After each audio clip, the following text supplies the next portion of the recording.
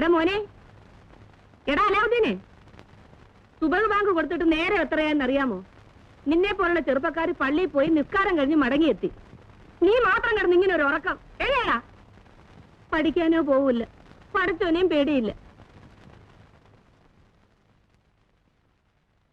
നീ തിരിഞ്ഞു നോക്കാത്തത് കൊണ്ട് ഒരു തുന്നക്കട ഉണ്ടായിരുന്നത് കടക്കാർ കൊണ്ടുപോയി.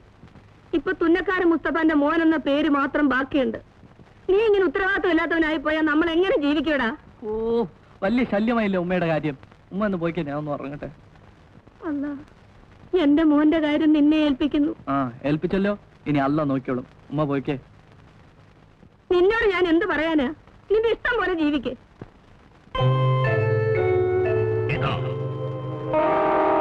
ഈ മോതിരം ധരിക്കുന്നവന്റെ ആജ്ഞകൾ അനുസരിക്കുന്നവനായിരിക്കും ഞാൻ.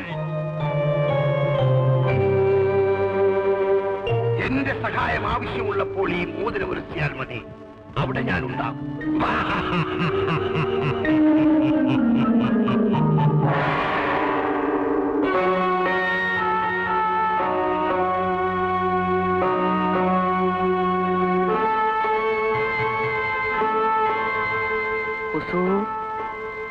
അടിയനൊരു സംശയം. നമ്മളെ എന്ന് വിളിച്ച അലാവുദ്ദീൻ നമ്മുടെ കൂടെ വരുമോ? എന്റെ ഈ കൊച്ചു തലയ്ക്കകത്ത് തോന്നുന്നത് അലാവുദ്ദീനെ അവന്റെ ഉമ്മ നമ്മുടെ കൂടെ അയക്കില്ലെന്നാണ്. എന്തിനയക്കണം? നമ്മളാണെങ്കിൽ ഒരു പരിചയമില്ലാത്ത ഒരാളുടെ കൂടെ നമ്മുടെ മക്കളെ അയക്കുമോ? അയക്കില്ല. ബഷീർ, നീ പുറത്തു പോകൂ. ഹുസൂർ,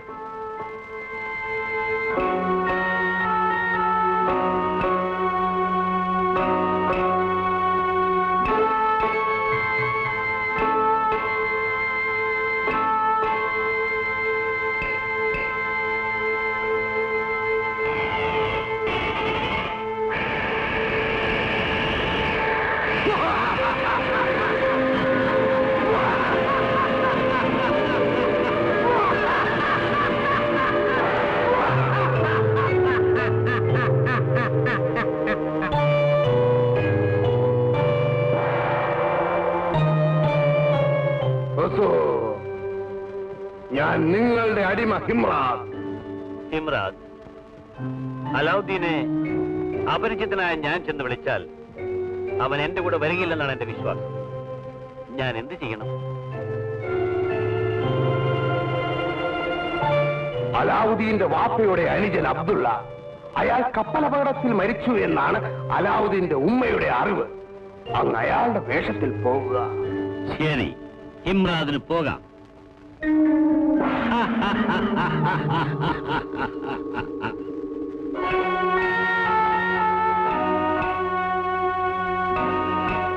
ബഷീർ, ബഷീർ. ഹുസൂർ, ഞാൻ അലാവുദ്ദീന്റെ ഇളയപ്പ അബ്ദുള്ളയാകുകയാണ്. നീ എന്റെ ഭാര്യ. ഞാൻ ഭാര്യ.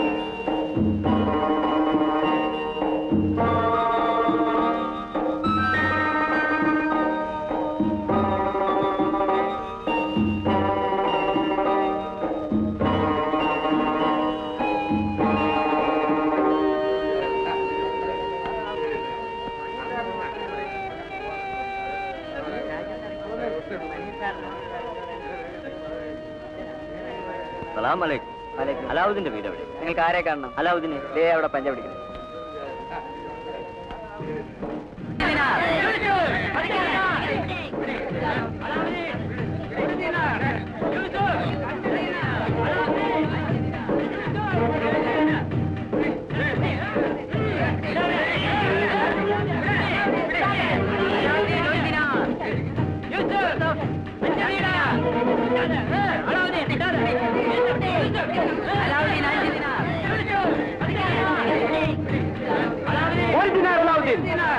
ജോസഫ് 2 ദിനാർ.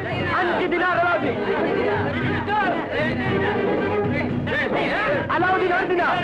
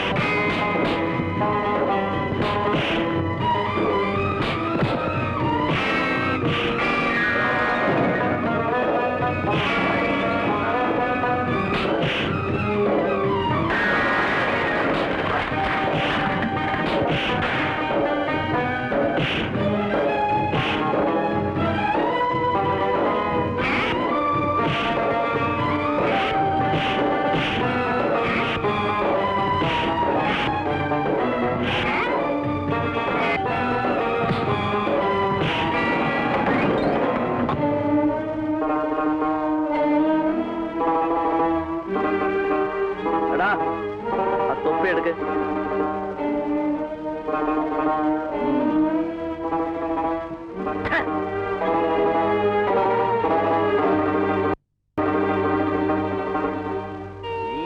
അലാവുദ്ദീൻ അല്ലേ?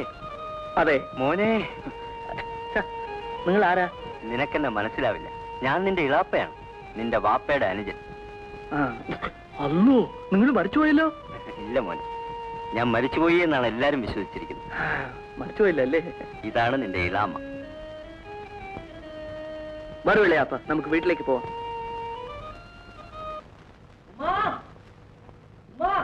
എന്താടാ രാവിലെ ഇവിടെ നിന്ന് ഇറങ്ങിയതല്ലേ? ഇതുവരെ എവിടെ തണ്ടിത്തിരിഞ്ഞ് നടക്കുകയായിരുന്നു. സമയം സന്ധ്യയായി. തെരുവിൽ കണ്ട പിള്ളേരുമായിട്ടോ വന്നു. ആര്? മരിച്ചുപോയി നിന്റെ ബാപ്പയോ? അല്ലോ, പാപ്പയെ പറയല്ലോ ഉമ്മ. പിന്നെ ആരെയാടാ വന്നത്? എളാപ്പ വന്നു. എളാമയുണ്ട്. എടാ, നിന്റെ ബാപ്പയെക്കാട്ട് മുമ്പേ നിന്റെ എളാപ്പ മരിച്ചില്ലേ? ഉമ്മ ഒന്നൊന്ന് നോക്കി.